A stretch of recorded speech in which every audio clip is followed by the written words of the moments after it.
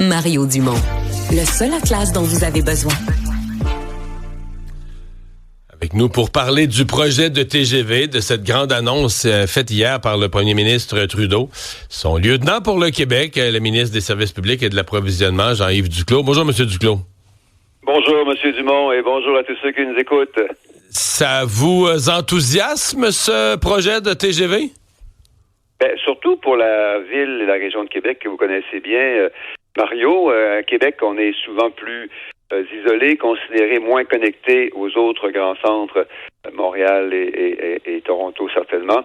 Et, écoutez, avec ça, on est connecté et on va l'être encore plus là, dans les prochaines années. C'est un projet qui est aussi bien relié au projet de tramway qu'on va développer au cours des prochaines années à Québec. On imagine facilement quelqu'un de partir de Limoilou ou de Charlebourg, prendre le tramway, puis ensuite le TGV, puis se ramasser au Centre Bell pour une partie de hockey beaucoup plus facilement que d'avoir à être sur la route 20, congestionnée, pas sûr de quand on va arriver, puis avoir à se trouver un stationnement en arrivant. Ouais, mais là, monsieur Duclos, quand le TGV va être construit dans 15 ans, les Nordiques vont être revenus à Québec, non? Ah, peut-être plus besoin d'aller au Centre Bell. L'inverse, vous viendrez de Montréal à Québec. OK. Ça va aller dans les deux sens, c'est bon, ça. Parce que il y a bien des gens, je voyais les conservateurs hier qui réagissaient en disant, voyons, là, le premier ministre, il s'en va.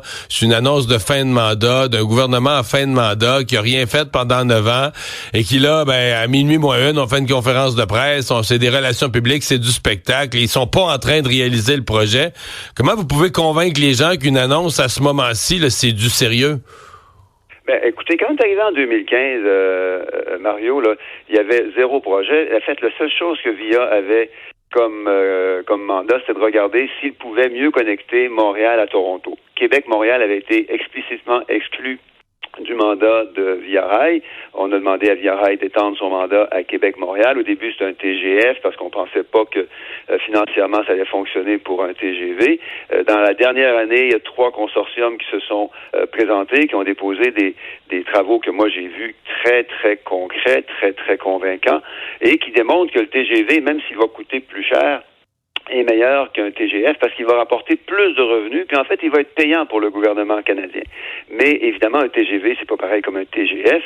Ça a demandé beaucoup de travaux, d'études économiques et techniques au cours de les dernières années. Et maintenant, on est capable de faire l'annonce. On aurait voulu la faire d'ailleurs il y a plusieurs mois déjà, parce qu'on était prêt il y a quelques temps déjà, mais comme vous savez, beaucoup de choses se sont passées depuis plusieurs mois au Canada et ailleurs sur la planète, et c'est aujourd'hui, c'est hier seulement là, que l'annonce a pu être faite. Il reste qu'on n'a pas le bras dans le tordeur d'un projet certain. Je veux dire, on est encore à l'étape de trouver un tracé, un futur gouvernement de votre parti ou d'un autre parti pourrait conclure, ça coûte trop cher, on le fait pas.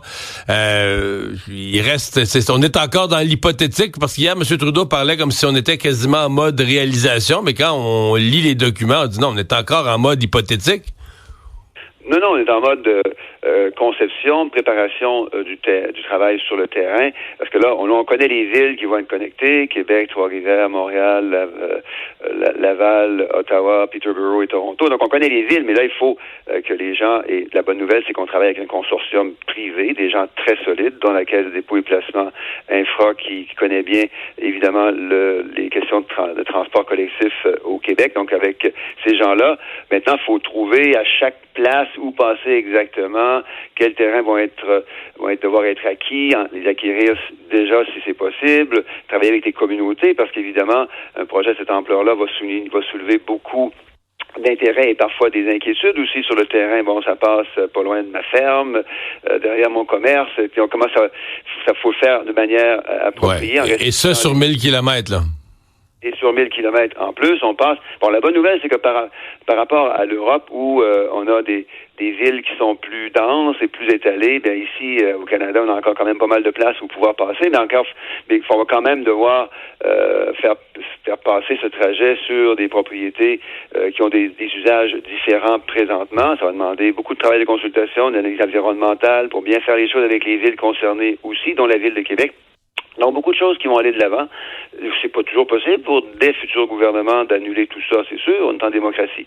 Mais je pense que ce serait surprenant et certainement regrettable que ça se passe parce qu'on est vraiment bien avancé avec le consortium qui a été choisi hier, le consortium Cadence. Hier, le PDG du projet, M. Humblot, a répondu à une question de notre collègue Pierre-Olivier Zappa sur l'approvisionnement canadien et a inquiété pas mal de gens en disant non, on n'a pas le choix, ce sera un appel d'offres international. On vient de vivre le REM ici au Québec où les wagons ont été achetés et produits en Inde. Dans le contexte présent là, de guerre commerciale avec les États-Unis, d'une espèce d'obsession même des gens, si on achète un stylo ou un sac de chips, on veut qu'il soit local. Si on fait le plus gros investissement de l'histoire du Canada en infrastructure, est-ce logique de pas mettre l'accent plus fortement sur l'achat local? C'est sûr que l'accent va être mis sur l'accent va être mis sur le local. On a besoin de se servir de ce projet-là aussi pour bâtir nos capacités industrielles plus larges. C'est quand même beaucoup d'opportunités pour les entreprises et les travailleurs au Québec et ailleurs. Oui, on comprend qu'on va devoir aussi évidemment tenir compte des coûts et de la fiabilité du matériel, mais il y a énormément de talents et de gens au Québec en particulier qui vont pouvoir contribuer à ce projet. Puis vous avez raison, là, il faut se servir de ces grands projets pour augmenter la résilience et la productivité de notre secteur manufacturier au Québec, au Canada. On en aura besoin dans les prochaines années, les prochaines décennies. Monsieur le ministre, merci d'avoir été avec nous. Merci, M. Dumont, et bonne fin de journée. Bonne journée à tout le monde.